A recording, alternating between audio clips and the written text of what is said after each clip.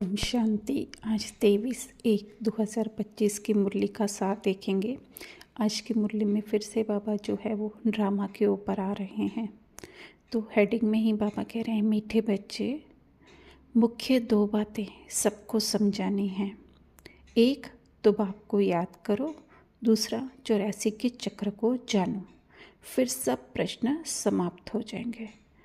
तो एक तो ये बाबा को याद करने से हमारे अंदर शक्ति आएगी। बाकी दूसरे धर्म वाले कहें या दूसरे देश वाले कहें, वो तो आत्मा और परमात्मा को जानते हैं, लेकिन 84 के चक्र को नहीं जानते हैं। तो अगर 84 का चक्र सिद्ध हो जाए, उनके बुद्धि में स्पष्ट हो जाए, तो और सारे धर्म जो है और सारे जो भी अगर देवी देवताओं को भी मानने वाले हैं, तो उनकी बातों में, उनकी बुद्धि में जो है ये सब बातें क्लियर हो जाएगी। तो बाबा सबसे पहले इसी के ऊपर जोर दे रहे हैं कि एक तो बाप को याद करने से वो बुद्धि भी खुलती जाएगी और 84 का चक्र भी जो है सबको समझता आता जाएगा। तो इसीलिए बाबा कह रहे हैं ये 2 बातें सबको समझानी हैं। फिर प्रश्न में बाबा कह रहे हैं कि बाप की महिमा में कौन से शब्द आते हैं जो श्री कृष्ण की महिमा में नहीं। तो यहाँ पे भी बाबा हद और बेहद की बात कर रहे हैं कि वृक्षपति एक बाप है, श्री कृष्ण को वृक्षपति नहीं कहेंगे। पिताओं का पिता व पतियों का पति एक निराकार को कहा जाता है, श्री कृष्ण को नहीं। दोनों की महिमा अलग अलग स्पष्ट करो।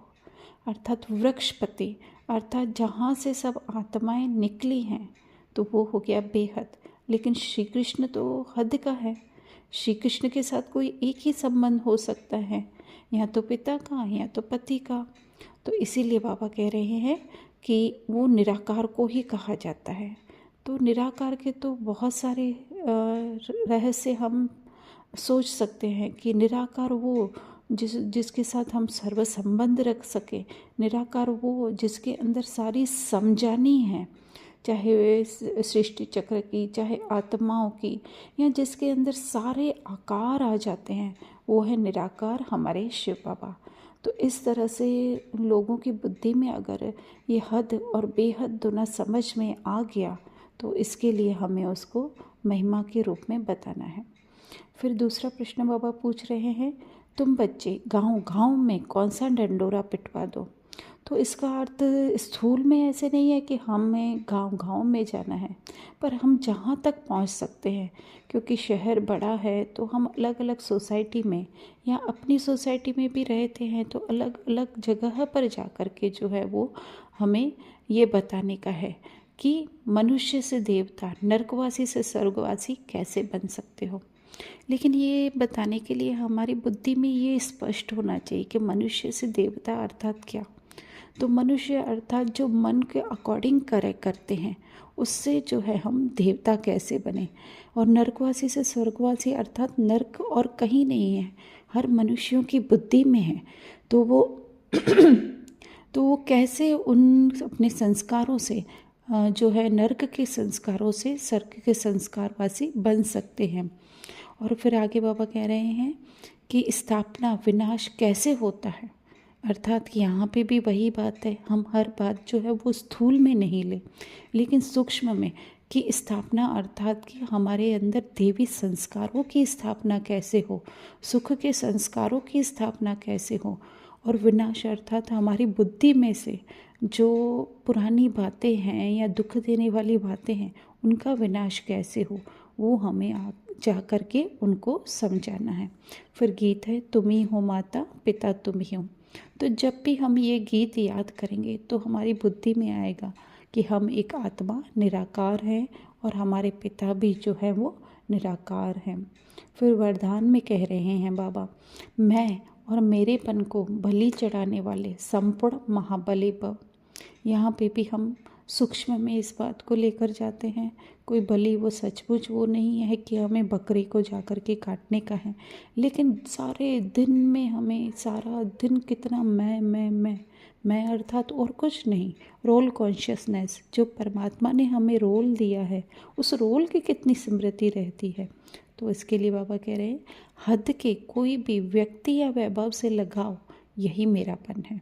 इस मेरेपन को, मैं करता हूँ, मैंने किया, इस मैंपन को संपूर्ण समर्पण करने वाले अर्थात बलि चढ़ने वाले ही महाबली हैं। जब हद का मैंपन समर्पण हो तब संपूर्ण व बाप समान बनेंगे। मैं कर रहा हूँ नहीं, बाबा करा रहा है, बाबा चला रहा है। किसी भी बात में मैं के बजाय सदा नेचुरल भाषा में भी बाप शब्द ही आए, मैं शब्द नहीं। तो यहाँ पे व्यक्ति और वैभव कोई व्यक्ति और कोई व्यक्ति नहीं, लेकिन हमारे स्वयं की देह की भी याद नहीं आए।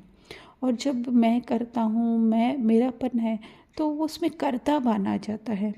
तो कर्ता भान में तो हम अकेले हो जाते हैं, लेकिन उसको भी हम छोड़ दें और जब बाबा बाबा शब्द करते रहें तो जो है हमारे अंदर बल भर सकता है, क्योंकि उस समय जो है हम परमात्मा के साथ कनेक्ट हो जाएंगे तो उनकी शक्तियाँ मिल जाएगी।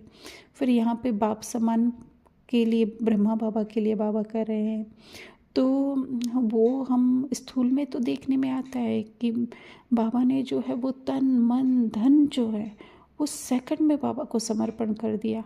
लेकिन फिर भी जो है उनका पुरुषार्थ इतने वर्षों तक चलता रहा। तो वो किस बात का, अपने ही अंदर जो कर्तापन का भाव था उसको समाप्त करने के लिए या खुद को जानने के लिए था। तो उसी के लिए बाबा कह रहे हैं कि बाप समान बन जाएंगे। इसलिए नेचुरल भाषा अर्थात कि नेचुरल भाषा तब हो सकती है जब हम अपनी आत्मिक स्थिति में रहें, अर्थात हमें खुद को आत्मा समझना नेचुरल हो जाए, तभी जो है ये बाबा बाबा शब्द आ सकता है। फिर स्लोगन में बाबा करें, संकल्पों में ऐसी दृढ़ता धारण करो जिससे सोचना और करना समान हो जाए। संकल्पों में दृढ़ता का अर्थ है कि जब हम ये आत्मिक स्थिति बना लेते हैं, अर्थात कि और सब विचारों से, देह रूल या दुनिया की सब विचारों से जब हमारी बुद्धि हट करके सिर्फ और सिर्फ अपने आत्मा को जानने में या स्व का दर्शन करने में होगी तो व्यर्थ विचार आएंगे ही नहीं। पर बाबा कह रहे हैं ऐसे विचार आएंगे हमारे अंदर जो कि हमें करने वाले हों या हमारे सिद्ध होने वाले हों। तो इसीलिए बाबा कह रहे हैं संकल्पों में ऐसी दृढ़ता, अर्थात कि हमारा हर संकल्प जो है वो आत्मिक हो। आत्मा पर जब हमारा अटेंशन जाएगा तो और सब बातें समाप्त होती जाएंगी और जो है हम अपनी स्थिति में स्थित रहेंगे, बल भरता जाएगा। फिर जो है हमें ज़्यादा सोचना नहीं पड़ेगा। अभी तो हम बहुत सारे प्लान बनाते हैं, ये करेंगे, ये पुरुषार्थ करेंगे, नहीं, क्योंकि सबसे सच्चा पुरुषार्थ जो है वो अपनी आत्मिक स्थिति में स्थित रहने का है। तो इसलिए बाबा कह रहे हैं कि सोचना और करना समान हो जाएगा।